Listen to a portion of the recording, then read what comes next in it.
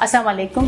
हज का सीज़न शुरू हो गया है तो प्रेग्नेंट लेडीज़, बहुत सारी प्रेग्नेंट लेडीज़ भी हज पे जाएंगी और हमारे पास भी आती हैं, उनके सवालात होते हैं। तो कुछ चीज़ें हैं, कुछ बातें हैं छोटी छोटी सी जो हम उनको एहतियाती तदाबीर भी बता रहे हैं। और उनको कुछ ऐसे पेशेंट्स हैं जो अगर हज से अवॉइड कर रहे हैं तो बेहतर होता है, क्योंकि उनके लिए इबादत तो बिल्कुल है कि है, मगर है सेहत ज़्यादा है। अल्लाह ताला के कुछ असूल हैं, उन्होंने इस चीज़ में रिलैक्सेशन दी है कि प्रेगनेंसी में या उसमें उसको प्रॉब्लम है तो वो इबादत बाद में भी कर सकती हैं। तो हम आपको बताएंगे कि कौन सी पेशेंट्स हैं जो हज पे जाने से अवॉइड करें, कौन सी हाई रिस्क प्रेगनेंसी जिसके लिए वहाँ पे उनको प्रॉब्लम्स हो सकती हैं। और दूसरी बात ये कि कौन सी तदाबीर करके वो अपने बहुत सारी चीज़ों से बच सकती हैं। अब जैसे देखें, सबसे अच्छा टाइम तो मैंने पहले भी बहुत सारे वीडियो में अपने बताया हुआ है कि फर्स्ट 3 मंथ क्रिटिकल होते हैं, फिर लास्ट वाले क्रिटिकल होते हैं। जो 3 मंथ बीच वाले होते हैं, जैसे कि 16 हफ्ते से 28, 30 हफ्ते, 32 हफ्ते, ये ऐसे होते हैं जिसमें अगर कोई प्रेग्नेंट लेडी कहीं भी ट्रैवल करती है, चाहे वो हज हो या कोई और चीज़ हो, तो उसके लिए लेस कॉम्प्लिकेशंस होती हैं, उसमें ज़्यादा प्रॉब्लम्स नहीं होते।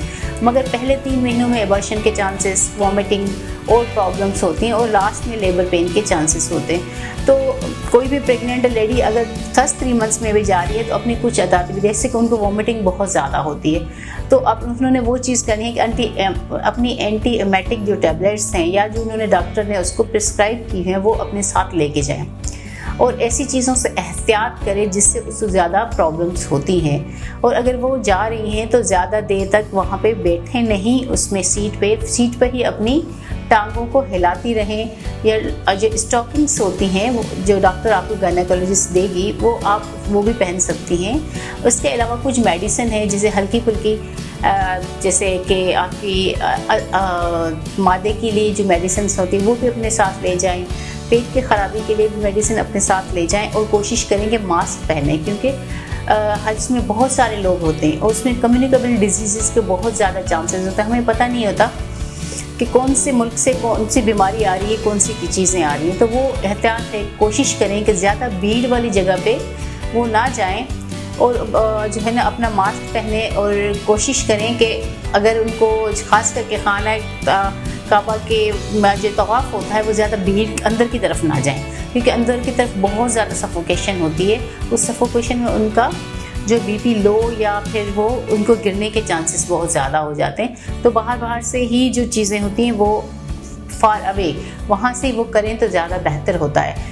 उसके अलावा उनको तदाबीर ये करनी है कि अपने खाने का रेस्ट भी प्रॉपर करना है उन्होंने भी। ठीक है, इबादत करें, बिल्कुल करें, मगर अपने आप को एग्जर्शन में ना डालें, अपने आप को खपाएं नहीं, क्योंकि प्रेग्नेंट लेडी हैं तो उनके बच्चे का सब चीज़ें भी उनके पास से जा रही हैं। और हज से पहले भी जो है ना वो जाने की तैयारी में भी वो बहुत सारे लोग अपने आप को खपाते हैं।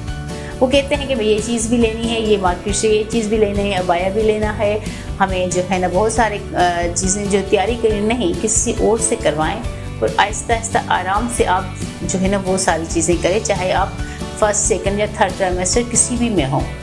तो आपने ये तदाबीर करना और अपने डॉक्टर से बिल्कुल आपने चेकअप ज़रूर करवाना है जाने से पहले।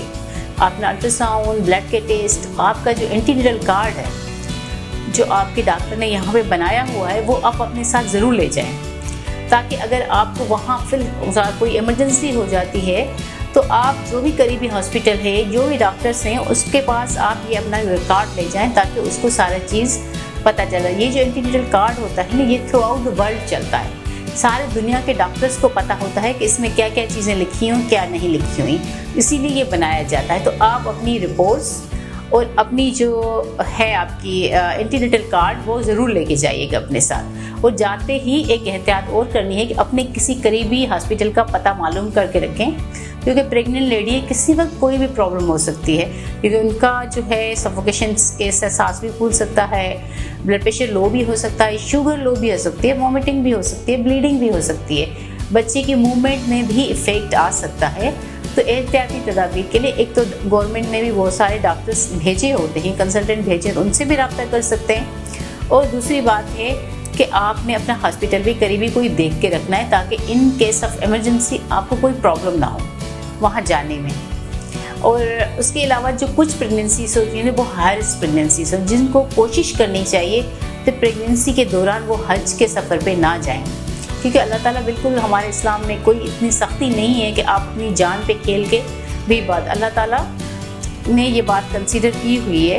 तो जैसे कि जिसका ब्लड प्रेशर बहुत ज़्यादा होता है, जिसके 2 बच्चे हैं, जिनके प्रीवियस 2-3 ऑपरेशन हुए हैं, और जिसका मोटापा बहुत ज़्यादा है, जिनको शुगर है, जिनको जो है ना 8वां 7वां बच्चा है, तो ऐसी मतलब ये थोड़ी सी मिसालें हैं जो मैं आपको दे रही हूँ। तो इन औरतों को कोशिश करनी चाहिए कि प्रेगनेंसी के बाद जाएं तो बेहतर है। ये औरतें प्रेगनेंसी के बाद जाएं तो बेहतर। और वो औरतें जिनके 32 वीक्स के बाद, 34 वीक के बाद, वैसे तो ये लोग छोड़ते भी नहीं हैं, मगर ये कि फिर वो भी एहतियात करें कि हज पे ना जाएं, क्योंकि किसी वक्त भी उनको लेबर पेन स्टार्ट हो सकते हैं। और दूसरी बात है कि आपके गायनेकोलॉजिस्ट आपको जो भी सजेस्ट करेगी वो करना है। उसके अलावा आपने वो जो मेडिकल रिकॉर्ड है, वो जो आपको सर्टिफिकेट बना के देंगी, वो आप अपने साथ एयरपोर्ट पे ज़रूर ले जाएंगे, क्योंकि वहाँ पे आपको ये लोग रोकेंगे कि कितने मंथ की प्रेगनेंसी है, प्रेगनेंसी सेफ है नहीं है, क्या है, उसमें कोई कॉम्प्लिकेशन तो नहीं है कि बीच में प्रॉब्लम हो जाए, क्योंकि वो हवा का दबाव कम होता है, ऊपर होता है, तो प्रॉब्लम्स ज़्यादा हो जाती हैं। तो आप कोशिश करें कि वो मेडिकल रिकॉर्ड भी ले जाएं, वो सर्टिफिकेट भी डॉक्टर से ले जाएं, और जाके वहाँ पे अपना सेफली जो भी चीज़ें हैं इबादत करें। भले थोड़ा दूर से होके, लोगों की भीड़ से दूर होके आप जितनी इबादत कर सकती हैं करें, और अपने आप को एग्जेशन में ना डालें कि हम आए हैं तो इतने दफ़ा कर लें उम्रा, इतनी दफ़ा ये कर लें, शैतान को ठीक है करें, जो भी है इनकी रिक्वायरमेंट्स हज की, बिल्कुल अल्लाह ताला आपको हिम्मत भी देगा, और बिल्कुल वो देता भी है। वहाँ पे हमें एहसास ही नहीं होता किसी बीमारी का, किसी चीज़ का, हर चीज़ें बहुत स्मूथली चलती हैं, अल्लाह ताला हिम्मत दे देता है। मगर फिर भी ख्याल करना ज़रूरी है, क्योंकि अल्लाह ताला ने ख़ुद भी कहा है कि आपको अगर कोई बीमारी है, कोई चीज़ है, तो आप उसमें थोड़ा सा मेरी इबादत को पीछे कर सकते हैं, तो वो माफ़ करने वाला है। इंशाल्लाह आपका हज उम्मीद है कि बहुत अच्छा जाएगा। और अगर कोई और प्रॉब्लम है, कोई चीज़ है, तो आप मुझे मंडे, थर्सडे, सैटरडे 6 से 8 बजे अल्तमज यूनिवर्सिटी में विज़िट कर